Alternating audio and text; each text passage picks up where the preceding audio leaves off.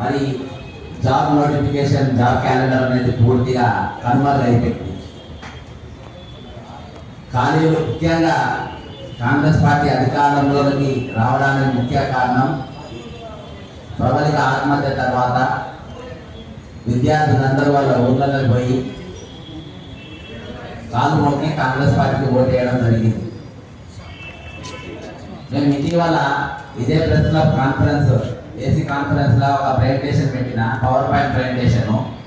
Department wise లో ఏ department ఎన్ని ఖాళీలు ఉన్నాయి అని ప్రతి డిపార్ట్మెంట్ పైన పెడితే దాదాపు 2,77,316 పోస్టులు నేను, తెలంగాణ వికలాంగ పృథ్వీ అన్న ముగ్గురం కలిసి పెట్టినటువంటి ఆ ప్రెజెంటేషన్ అది ఖాళీలు తీసినాం. అంతేకాకుండా అది ముఖ్యమంత్రి గారికి, చీఫ్ సెక్రటరీ గారికి మేము పర్సనల్ కలిసి ఇప్పుడు ప్రస్తుతం ఉన్నటువంటి ఇష్యూస్ పైన కూడా ఆమెతో డిస్కస్ చేసి ఇవ్వడం జరిగింది. ఆ పోస్టులన్నీ కూడా చాలా మంది చూసిండ్రు. చూసి ముఖ్యంగా ఎడ్యుకేషన్ డిపార్ట్మెంట్లో ఇంకా ఎక్కువ ఉంటాయి అని చెప్పడం జరిగింది. కానీ ఏది అయినప్పటికీ ఈరోజు ఇంతకుముందు నేను వచ్చే ముందే నాకు లేట్ కావడే కారణం ఏంటంటే జీవన్ రెడ్డి గారు ఇచ్చిన ప్రెస్ మీట్ నేను చూసిన. ఈరోజు notification, group of notification para number 18 ఒకసారి జీవన్ రెడ్డి గారు చూసి ప్రెస్ మీట్ పెడితే బాగుండేది. మరి అందులో నీట్గా కమిషన్ అనేది సుపీరియరు, అది ఏ డిసిజన్ తీసుకున్న ఫైనల్, అవసరమైతే నోటిఫికేషన్ క్యాన్సిల్ చేసుకునే పవర్స్ కూడా దానికి ఉంటాయి, ఇంకా ఏమైనా చేర్పులు మార్పులు చేసుకునే పవర్స్ కూడా దానికి ఉంటాయి అని చెప్పేసి ఆ నోటిఫికేషన్ ఇవ్వడం జరిగింది. పక్కన ఉన్న ఆంధ్రప్రదేశ్ మరి మొన్న 1:25 అని చెప్పేసి వాళ్ళు గ్రూప్ 1 పెట్టుకున్నారు. మొన్న రిజల్ట్స్ అప్పుడు 1:100 అని చెప్పి జస్ట్ 2 days బ్యాక్ కొత్త వచ్చిన ముఖ్యమంత్రి గారు అనౌన్స్ చేశారు. కానీ ఇక్కడ కంటే అది అక్కడ ఒక రాజ్యాంగం నడుస్తుంది, ఇక్కడ ఒక రాజ్యాంగం నడుస్తుందా? ఇక్కడ 1:50 అని పిలిచినప్పుడు ఇదే బట్టి విక్రమార్క గారు ఆపోజిషన్ లీడర్ ఉన్నప్పుడు అసెంబ్లీలో మరి 1:50 అనేది ఇస్తున్నట్టే మీరు, కానీ 1:100 పిలవాలి, ఎందుకంటే చాలా రోజులకు నోటిఫికేషన్ పడైన బాధాపు స్టేట్మెంట్ ఇచ్చారు. అంటే బట్టి విక్రమార్క గారు అవగాహన లేకుండా స్టేట్మెంట్ ఇచ్చినట్టుగా జీవన్ రెడ్డి గారు అంటుండ్రా? బట్టి విక్రమార్క కంటే నాకు ఎక్కువ తెలుసు అని జీవన్ రెడ్డి గారు అంటుండ్రా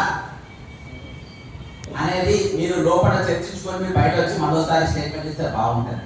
అవగాహన లేకుండా స్టేట్మెంట్ దిగజారి స్టేట్మెంట్ ఇవ్వండి అని చెప్పేసి ఒక highly sophisticated leader Jeevan Reddy గారు అంటారు.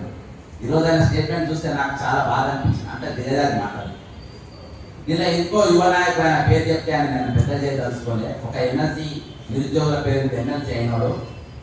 నేను ప్రెస్ మీట్ పెట్టి యూపీఎస్సీ వచ్చిన తర్వాత గ్రూప్ మేము జాబ్ క్యాలెండర్ రిలీజ్ చేస్తామని చెప్పి ఆయన కూడా అవగాహన లేదో యూపీఎస్సీ 2025 ఆల్రెడీ రిలీజ్ అయిపోయింది. మరి ఇవాళ వరకు జాబ్ క్యాలెండర్ బాధాపు ఒక టీవీ ఛానల్కి ఇచ్చిన ఇంటర్వ్యూలో ముఖ్యమంత్రి రేవంత్ రెడ్డి గారు ఆల్రెడీ మేము job notification job calendar release చేసేసినా మీకే అవగాహన లేదని చెప్పేసి ఉల్టా జర్నలిస్ట్ పైన నిలబడ్డారు. అంటే అంత అక్కసుతోని పరిపాలన సాగది, అంత అక్కసుతోని నిరుద్యోగుల సమస్య తీరై మీరు డిపార్ట్మెంటల్ వైజ్గా రివ్యూ మీటింగ్లు జరగాలి. జరిగి ఏ డిపార్ట్మెంట్లో ఎన్ని ఖాళీలు ఉన్నాయో చూడాలి. ఈరోజు రిటైర్మెంట్ ఎంప్లాయీస్ పైన నేను వాళ్ళని అనైతికంగా పెట్టుకున్నారని గత ప్రభుత్వం మీద నేను కోర్టులో కేసు వేసిన దాదాపు 179 కేసులు, అదొక కేసు. అందులో ప్రభుత్వం రాగానే 1,038 మందిని గుర్తించి రిటైర్మెంట్ ఎంప్లాయీస్ ఇయాది వరకు వాళ్ళకి తీయలేదు.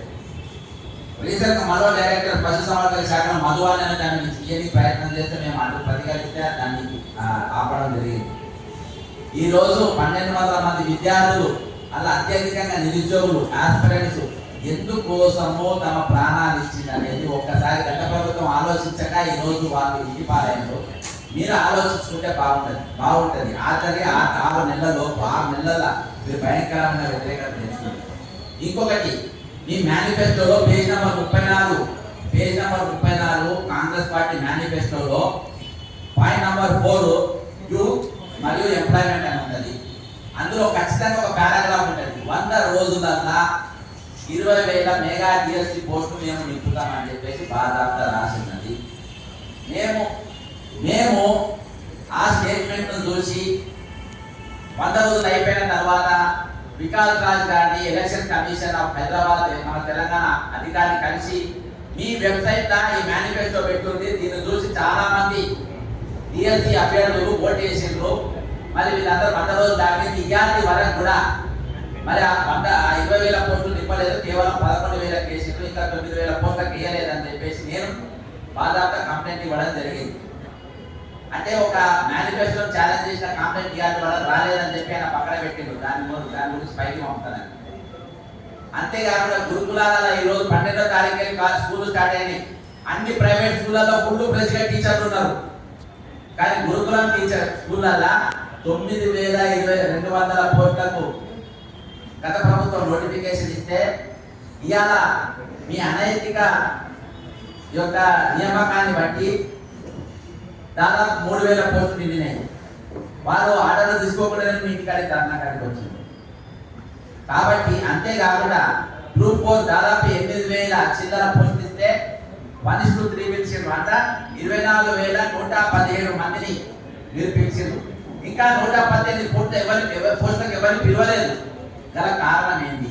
ఎందుకు 117 పోస్టులు ఆ విధంగా ఉంది? కానిస్టేబుల్ 16,000 పోస్టుల కొంతమంది మీద కేసులు ఉన్నాయని చెప్పేసి 368 మంది ఆపి రీసెంట్ గా 158 మందిని వేసింది, ఇంకో 168 మంది కానిస్టేబుల్ ఆపిండ్రు. అందులో హైకోర్టు వాళ్ళందరిలో కేసులు ఒక 10-15 మంది మీద ఉన్నాయని చెప్పిన తర్వాత అఖిలోలో మీరు ఎందుకు ఇస్తలేదు? ఇయాన్ని కూడా ఫోకల్ పోస్టులల్లా తెలంగాణ ఏర్పడిన తర్వాత కూడా ఫోకల్ పోస్టులల్లా ఆంధ్ర వాళ్ళని ఎందుకు పెట్టుకున్నారు? అందులో ముఖ్యంగా పోలీస్ రిక్రూట్మెంట్ చైర్మన్ గా శ్రీనివాసరావు అనే ఆయనను ఎందుకు కొనసాగిస్తున్నారు? ఈ విధంగా అనేకమైనటువంటి చర్చనీయమైన అంశాలు అనేకమైనవి ఉన్నాయి. నాకంటే పెద్దలు ఇక్కడ చాలా మంది ఉన్నారు. క్రిస్టియన్ అదే అంతేకాకుండా గ్రూప్ ఇంతకుముందు నేను చెప్పినట్టుగా గ్రూప్ 2 గ్రూప్ 3 కూడా పోస్టులు పెంచాలని చెప్పేసి వాళ్ళు పెంచుతామని చెప్పిండ్రు. సంవత్సరం లోపు 2 లక్షల పోస్టులను నింపుతామన్నారు. ఇవాళ ఫ్యాషన్ అయిపోయింది, 2 లక్షల పోస్టులు. 2 లక్షల పోస్టులు అంటే ఏ పోస్టులు నింపుతారు? అది గ్రూప్ 1 గ్రూప్ 2 ఊబరా ఓలాలా జొమాటో మీరు ఏవేవి తీసుకొని వస్తుందో దాని గురించి ఇలాంటి కాబట్టి అవగాహన లేదు. కాబట్టి మీరు వెంటనే ప్రభుత్వం వెంటనే మనం మాటిచ్చే మాటలు ఇవ్వాలి కావచ్చు. నేను ఒకటి అంటున్నా, ఈ రోజు 5,71,000 అప్పు చేసిందని చెప్పేసి బాధాప్త ముఖ్యమంత్రి గారు ఎస్ఎల్బీలో అప్పుల చిట్టా పెట్టారు. ఎక్కడెక్కడ అప్పు తెచ్చడమే గతంలో చెప్పడం జరిగింది.